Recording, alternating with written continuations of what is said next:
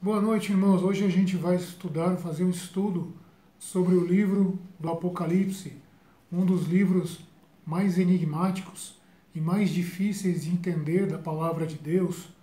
O livro que fala sobre diversas profecias, aonde está o auge de todas as profecias que constam no Velho Testamento, livro de Daniel, profeta Isaías, profeta Zacarias. Todos esses profetas, eles receberam partes da revelação de Deus acerca do fim dos tempos, acerca da vinda da ira de Deus, o dia do Senhor. Esses profetas, eles anunciaram sobre isso, mas todas essas profecias, elas se cumprem e elas são reveladas a João no livro do Apocalipse. A gente vai ver temas sobre o arrebatamento da igreja, temas sobre a volta de Jesus, sobre o dia do Senhor, tudo aquilo que consta em toda a palavra de Deus.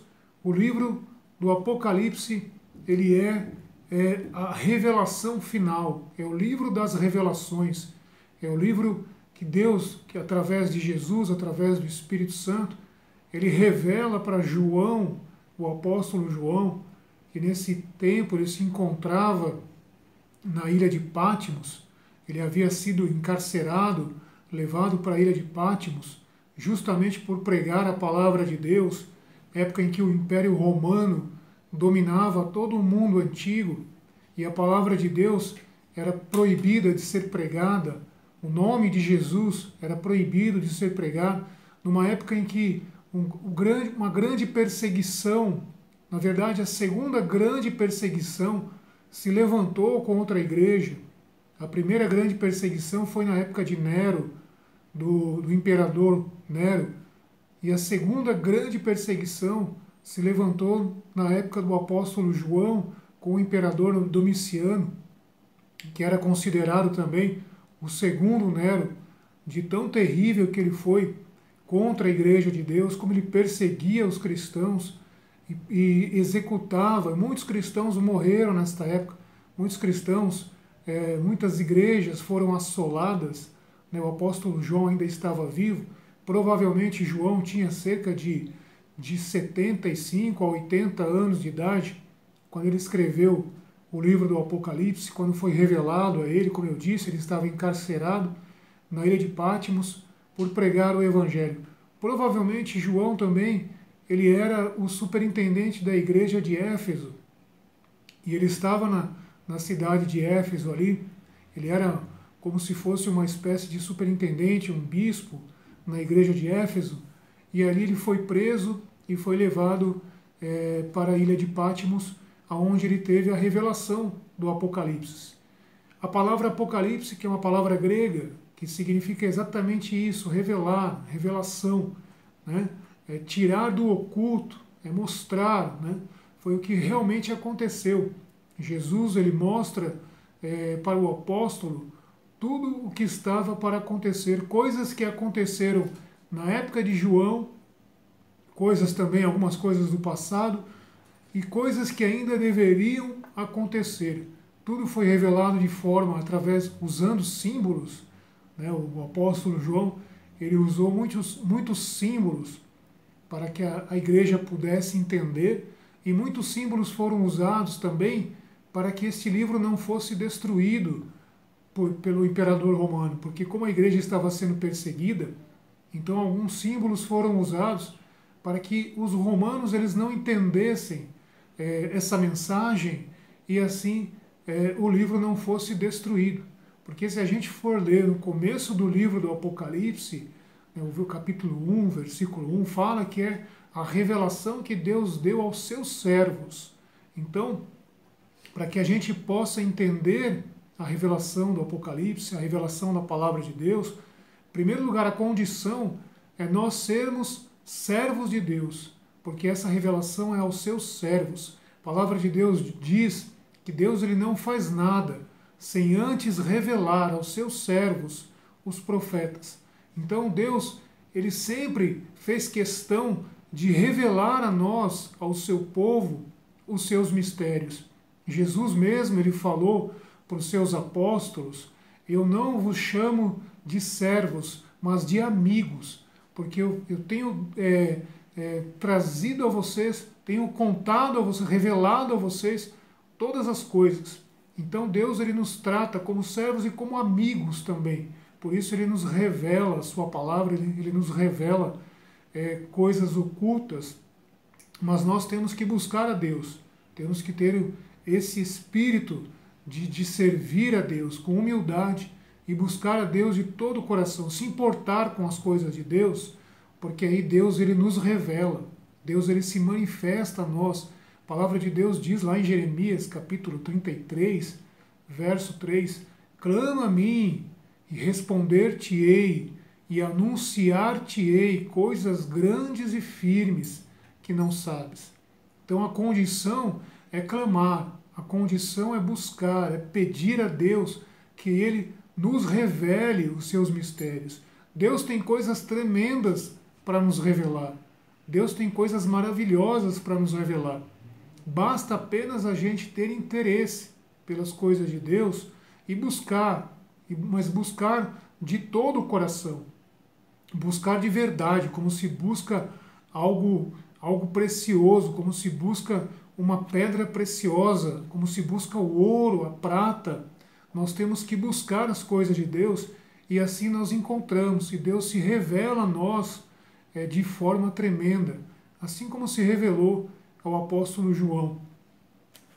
Vamos ler, né, o livro de Apocalipse. Eu quero ler na minha versão aqui, na Bíblia de Jerusalém, o prólogo, né, que significa o começo, né, o início, revelação de Jesus Cristo. Então repara que a revelação não foi através de um anjo, não foi através de nada disso, foi o próprio Jesus que fez questão de revelar as coisas que estavam por vir, porque Jesus é que tem autoridade para isso. Deus lhe a concedeu para que mostrasse aos seus servos. Repara que a revelação é para os servos de Deus, não é para todos. É para aqueles que têm um coração disposto a receber a palavra de Deus, de receber a revelação de Deus. Para os outros que não se importam com as coisas de Deus, vão continuar na ignorância, vão continuar sem saber de nada. Por quê? Porque não tem disposição para essas coisas preciosas que estão na palavra de Deus. As coisas que devem acontecer muito em breve. Então, se era muito em breve, há 2000 anos atrás, imagina agora, né? Porque, na verdade, para Deus, né, o apóstolo Pedro ele fala sobre isso, na verdade, para Deus, 1000 anos é como um dia, né? E um dia é como 1000 anos. Então, para Deus, só se passaram apenas 2 dias da morte e ressurreição de Cristo. Né? Estamos vivendo no 2º dia, né? Então, passou pouco tempo. E na visão de Deus, né, no calendário de Deus, o que para a gente parece uma eternidade, 2000 anos, para Deus é como se fosse o dia de ontem, que já passou. Né? Nós estamos vivendo agora o 3º dia, o 3º milênio, né, que começou no ano 2001. Então nós já estamos vivendo já quase 20 anos do 3º milênio. Então, quer dizer, se já estamos no 3º dia, e Jesus ele ressuscitou no 3º dia, ou seja, Jesus ele veio no 3º dia, então a vinda de Cristo, também a volta de Cristo, será no 3º dia. E nós já estamos vivendo esse 3º dia. Então a qualquer momento Jesus ele virá, ele voltará.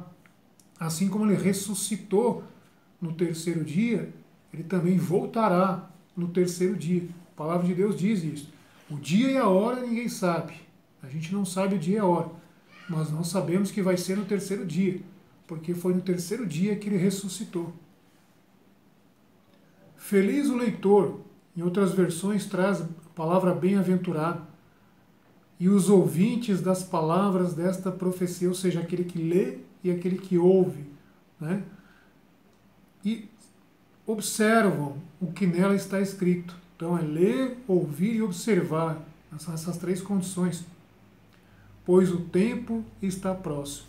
Estamos vivendo, então, os últimos dias. E a gente vê que muitos sinais têm acontecido, né? Muitas coisas têm acontecido cada vez mais fortes, né? Deus tem permitido que aconteçam coisas cada vez mais fortes, sinais cada vez maiores, para que a gente possa entender que Jesus está voltando. Mas aquele que pertence a Deus, aquele que tem o Espírito Santo, ele sente que falta pouco. Ele sente que Jesus está voltando. O Espírito mesmo revela no coração dele, revela no Espírito dele que Jesus está voltando. Essa revelação é para nós, essa revelação é para a igreja. As pessoas que não se importam com as coisas de Deus, para ela tudo está do mesmo jeito. Tudo está do mesmo jeito. Nada mudou, tudo continua da mesma forma. Elas continuam planejando a sua vida aqui na Terra, planejando aqui em trabalhar, planejando em conquistar, em mudar de carro, em comprar mais coisas. Continuam vivendo a sua vida de sempre. Por quê? Porque elas não têm discernimento espiritual, coisa que foi dado àquele que está em Cristo. Aquele que está em Cristo tem discernimento espiritual. E ele sente pelo Espírito que Jesus está voltando, que as coisas estão para se cumprir. Deus ele revela no nosso espírito. Claro que Deus ele não nos mostra, não nos revela datas, né? O livro de Apocalipse tem várias revelações, mas se a gente for ler de ponta a ponta, não tem datas, não tem dia, não tem quando vai ser, que horas vai ser, quando vai acontecer. Deus ele não trabalha com datas. As datas pertencem a Ele. Deus ele guardou isso para Ele, para exclusiva autoridade dele. Ele não revela datas na palavra de Deus. Então, quando aparecem pessoas aí dizendo, vai ser tal dia, vai ser tal hora, vai ser tal ano, né? Essa pessoa ela está praticando heresia, porque a palavra de Deus ela não nos dá datas, né? A gente consegue discernir através dos sinais, através dos acontecimentos. Jesus ele falou que muitas coisas iriam acontecer antes da vinda dele. Ele deixou sinais para a gente olhar para o céu, olhar para cima, olhar para a nossa volta, olhar para Jerusalém, né? E a gente observar, né, sinais que já estão acontecendo. Né, doenças, epidemias, guerras, rumores de guerras, catástrofes, terremotos. Né? As pessoas falam, mas isso sempre teve, sempre aconteceu. Não, se a gente for ver nos últimos anos aí, nos últimos 30, 40 anos, as coisas têm ficado mais fortes, as coisas têm acontecido com mais frequência. Claro que terremoto sempre teve, né? Mas com a quantidade e intensidade que está acontecendo nos últimos anos, nunca aconteceu. A palavra de Deus diz que são as dores de parto. Né? A mulher, quando vai ter um filho, as dores de parto elas vão aumentando, né? As contrações vão aumentando cada vez mais. Na hora que o filho nasce, né, é a contração mais forte. Então, o mundo está em contração, a terra está em contração. Terremotos estão acontecendo em várias partes, inclusive em lugares que nunca aconteceram antes. Inclusive no Brasil. O Brasil teve um terremoto recentemente, países próximos do Brasil, lugares que não deveriam ter, estão tendo. Então, quer dizer, a terra está em contração. Né? As dores de parto, elas vão aumentar cada vez mais, até que o filho nasce. E quem é este filho? É a volta de Jesus, né? O filho varão, né, que está lá em Apocalipse. Então, quando Jesus estiver para voltar, né, os acontecimentos, as contrações da terra estarão cada vez maiores. A gente vai ver, a gente vai ouvir sobre guerras, sobre tsunamis, sobre terremotos, sobre esses acontecimentos com mais frequência do que antes. Por quê? Porque a terra está em contração, Jesus está para voltar. Imagina, Jesus ele vai voltar como Deus. A primeira vez que Jesus veio, ele veio como homem, né? Ele veio como homem, como cordeiro, e ele se entregou para ser morto. Né? Ele veio como cordeiro manso. mas da segunda vinda de Jesus, ele não virá como homem, ele não virá como cordeiro, ele virá como leão, virá como Deus, né, para julgar as nações. Então imagina, a terra não vai suportar a presença de Jesus, porque ele virá em glória. Então a terra não suportará. A palavra de Deus, de forma poética, fala que os montes eles vão ser abalados, a terra ela vai se esconder, até o céu vai se esconder da ira de Deus, da vinda de Deus, né? Porque Jesus é o nosso Deus, da vinda de Cristo. Então, quando se fala, Jesus está voltando, muitas pessoas não entendem o que isso significa. Isso significa coisas terríveis, isso significa algo terrível que vai acontecer ao mundo à volta de Jesus. Porque ele virá em glória. Imagina o sol se aproximando da terra. A terra não vai suportar, né, a vinda de Jesus, a volta de Jesus. As duas notícias que a gente tem acerca da volta de Jesus são estas, são duas notícias, uma notícia ruim e uma notícia boa. A notícia ruim é que aqueles que não estiverem esperando a volta de Jesus vai ser terrível, vai ser terrível. Mas aqueles que estiverem esperando vai ser o dia mais feliz da vida deles. Porque a maior esperança do cristão é a volta de Jesus. Um cristão que não espera a volta de Jesus, um cristão que não deseja que Jesus volte, ele tem que rever a sua fé. Ele tem que rever o seu cristianismo. Porque a maior esperança que um cristão tem que ter no seu coração é que um dia Jesus vai voltar. Então, se eu falo que eu sou cristão, eu tenho que desejar isso. Claro, eu tenho que fazer as minhas coisas aqui na terra, enquanto isso, trabalhar, estudar, me desenvolver, ser uma bênção para as pessoas, dar bom testemunho em tudo, no trabalho, nos estudos, na minha vida. Mas eu tenho que esperar, acima de tudo, a volta de Jesus. Porque a maior esperança, inclusive os discípulos, no tempo de João, o apóstolo João, os discípulos, o que eles mais aguardavam é que Jesus voltasse. É a maior esperança que eles tinham, é que Jesus voltasse. Por isso que Deus ele permite muitas vezes que nós passemos por tribulações, que nós passemos por angústias, por dificuldades aqui na terra, para que a gente não se apegue às coisas aqui da terra.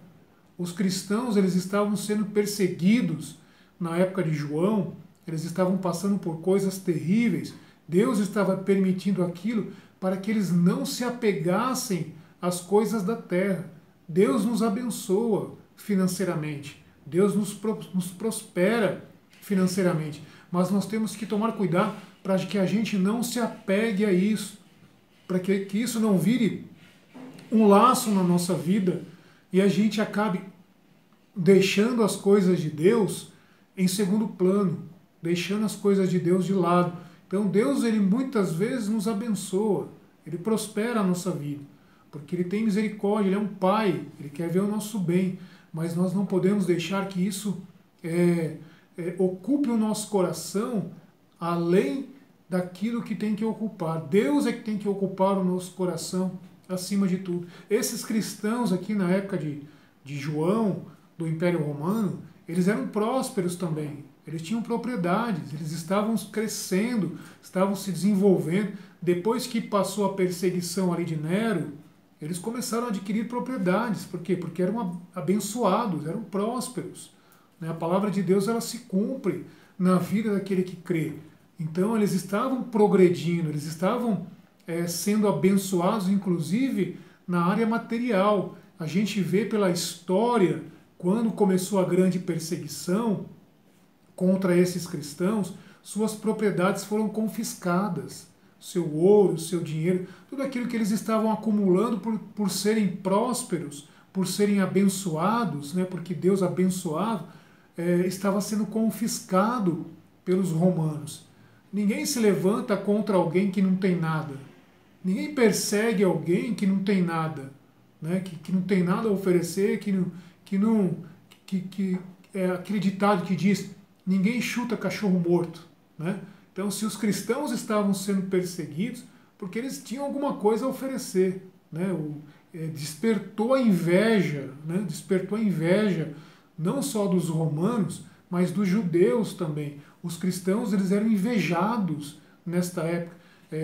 Algumas religiões ensinam que eles eram miseráveis, que eles andavam com roupa de mendigo, que eles andavam com roupa suja, com roupa gasta, porque não tinham dinheiro, porque eram miseráveis. Pelo contrário, eles eram abençoados, eles eram prósperos. E isso despertou inveja de outras religiões e eles começaram a ser perseguidos. Jesus mesmo falou sobre isso, ele falou: aquele que abandonar pai, mãe, filho, propriedades, por amor a mim e o Evangelho, receberá 100 vezes mais nesta vida.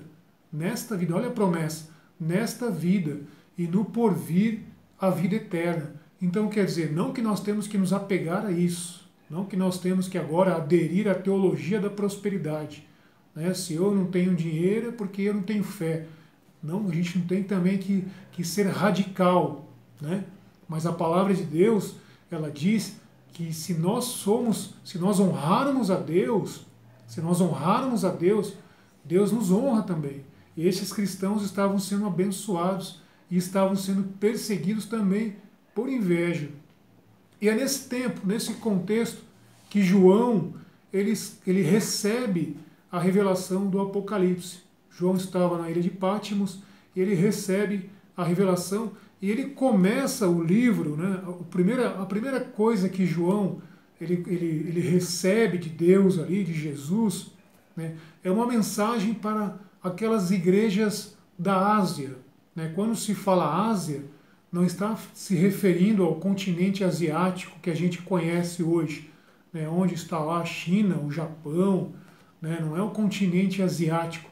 Quando se refere à Ásia, era uma província romana que ficava ali próximo da Ásia Menor, né? Onde tinha cidades importantes ali como Éfeso, como Esmina, né? Cidades importantes como Laodiceia, né? Eram províncias romanas que ficavam exatamente onde é hoje a Turquia, né? A Turquia, próximo da Grécia ali, né? Onde é a Turquia hoje. Se a gente for ver no mapa, é exatamente onde fica a Turquia hoje, na Europa, né? Na Europa, próximo da parte asiática da Europa, foi aonde João ele escreveu essas epístolas e para onde essas epístolas foram direcionadas.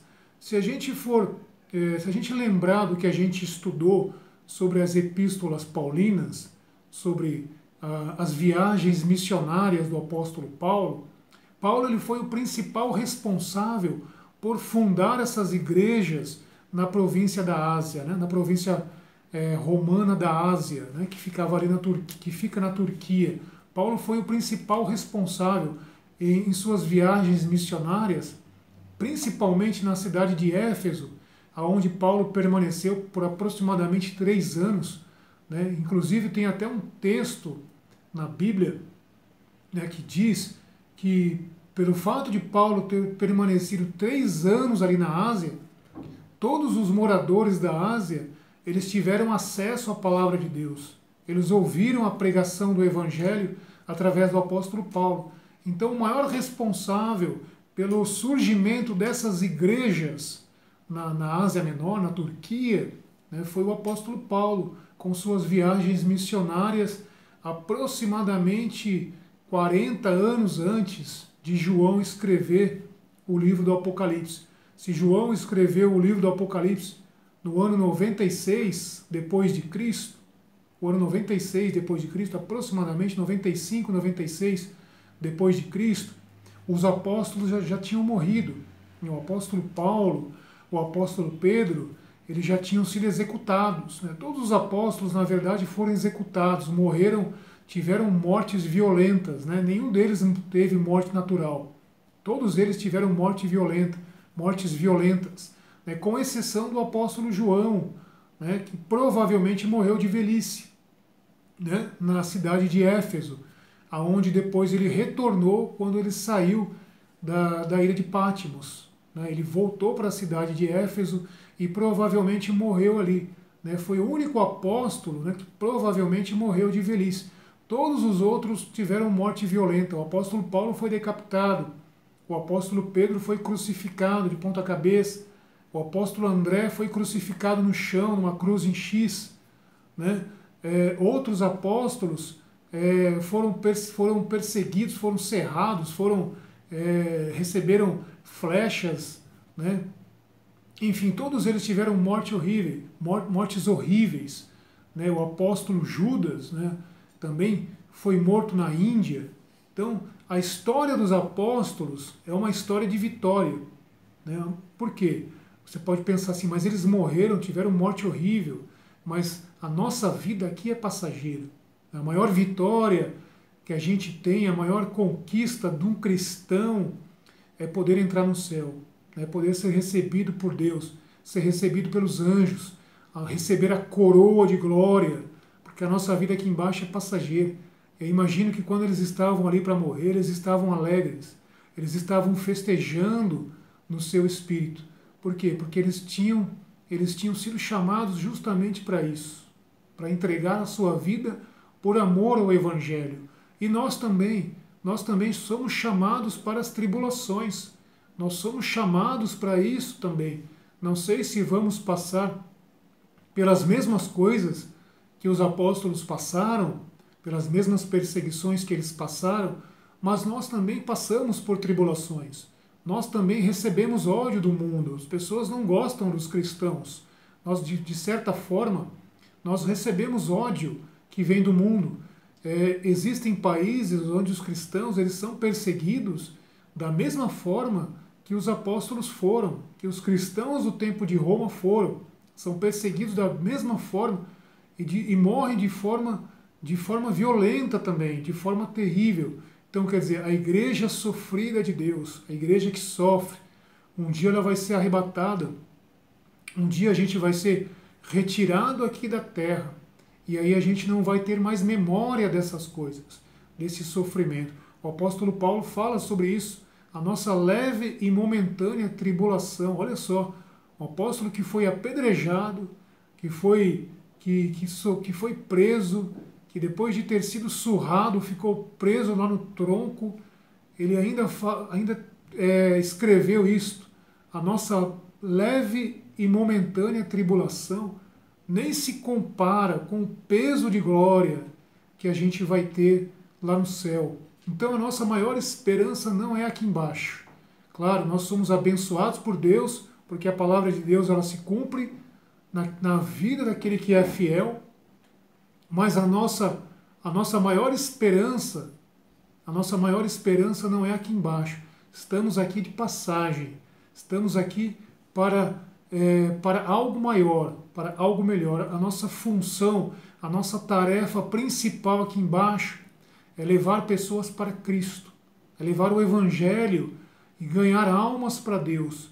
Porque o inimigo das nossas almas, ele só tem um propósito, que é destruir as pessoas, levar as pessoas para onde ele vai, para passar a eternidade em tormentos com ele. Esse é o maior alvo do inimigo. Mas o maior alvo de nós, cristãos, da igreja, é levarmos pessoas para Deus, é levarmos pessoas para Jesus, é pregarmos a palavra de Deus. Enquanto estamos vivendo estes últimos dias, se João, há 2000 anos atrás, ele falou que o tempo está próximo, nós estamos vivendo as últimas horas, estamos vivendo os últimos minutos, os últimos segundos da volta de Jesus.